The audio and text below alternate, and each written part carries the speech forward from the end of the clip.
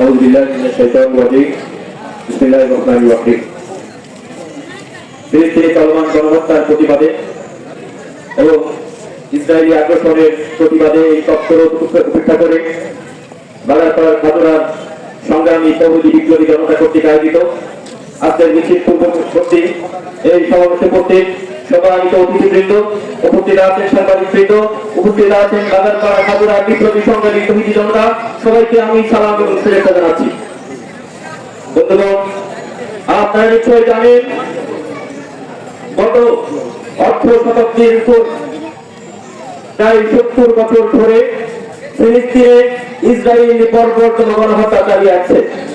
আমরা যে মুহূর্তে এখানে কথা বলছি, এই ঠান্ডায় আমরা কথা বলছি, ঠিক সেই মুহূর্তে ইসরায়েলি গণহত্যাকারী সৈন্যরা আমাদের কোনো ধারে কোনো ফুলের উপর তারা বোমা নিক্ষেপ করছে। বন্ধুগণ, আমি ইতিহাসের দিকে একটি নজর দিতে চাই। আপনারা নিশ্চয় জানেন 1917 সালের কথা। সে সময় ইহুদিবাদী একজন নেতা বাদশাহী, তিনি ব্রিটিশ যে বেলফোরকে পররাষ্ট্রমন্ত্রী বেলফোরকে তিনি অনুরোধ করেছিলেন যে ইহুদিদেরকে ফিলিস্তিনি পুনর্বাসন করা হয়। তারই অনুরোধে 1948 সালে সর্বপ্রথম ফিলিস্তিনে ইহুদিরা বসতি স্থাপন করে।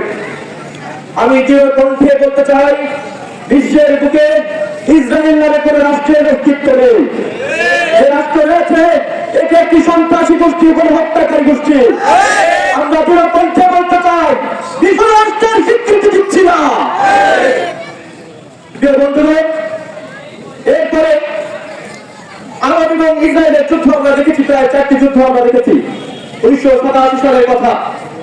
আমরা যে বর্তমান হামাসের কথা বলছি, 1987 সালে শেখ ইয়াসিন হামাসের জন্মদিন। এরপরে হামাস তার দিনের লড়াইয়ের মাধ্যমে ফিলিস্তিন গাজায় তাদের লড়াই চলমান দেখেছে। তারা এখনো পর্যন্ত তারা লড়াই করে যাচ্ছে।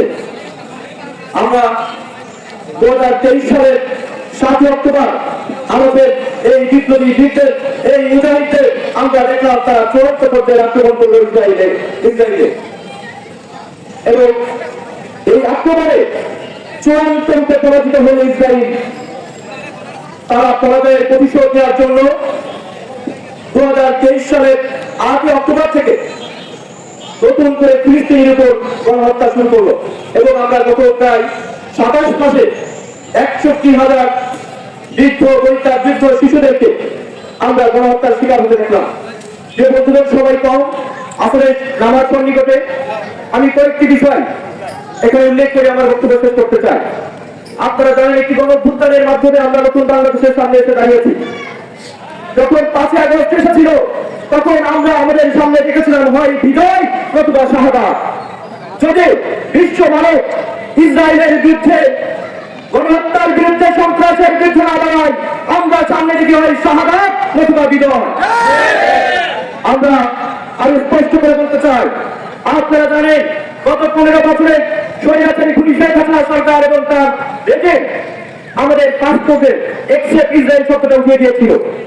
আমরা স্পষ্ট রূপে এই সমাবেশ থেকে সরকারকে আহ্বান করছি, ইসরায়েলের সাথে বাংলাদেশ সরকারের সকল রাজনৈতিক, কূটনৈতিক এবং বাণিজ্যিক সম্পর্ক ছিন্ন করতে হবে। একই সঙ্গে আমি আন্তর্জাতিকভাবে বাংলাদেশের পক্ষ থেকে আমাদের যে বর্তমান সরকার ডক্টর ইউনূস, তাকে অনুরোধ করবো, আপনি ইসরায়েলের বিরুদ্ধে এবং ফিলিস্তিনের পক্ষে অবস্থান নেওয়ার জন্য আন্তর্জাতিক পরিমণ্ডল কার্যকর ব্যবস্থা নিয়ে আমরা আপনার পাশে আছি। এবং আমাদের ব্যক্তিগত জায়গা থেকে, সামাজিক জায়গা থেকে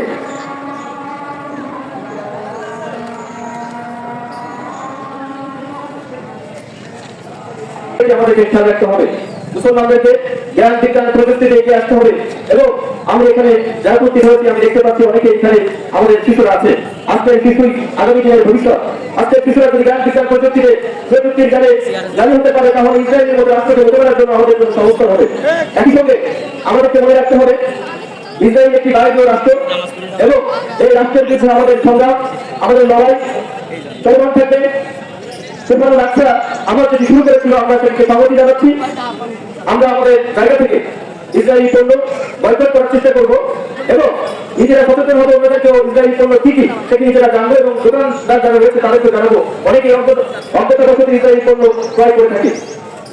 আমি আমাদের ফিলিস্তিনের সব শহীদ ভাইরা রয়েছে, সেই শহীদ ভাইয়ের আপনার বাচ্চা কামনা করছি। একই সঙ্গে আমাদের এই 36 জনের যে সমস্ত শহীদ হয়েছে সেই শহীদদের শাহাদাতকে আল্লাহ রাব্বুল আলামিন কবুল করে সেই প্রার্থনা ব্যক্ত করছি।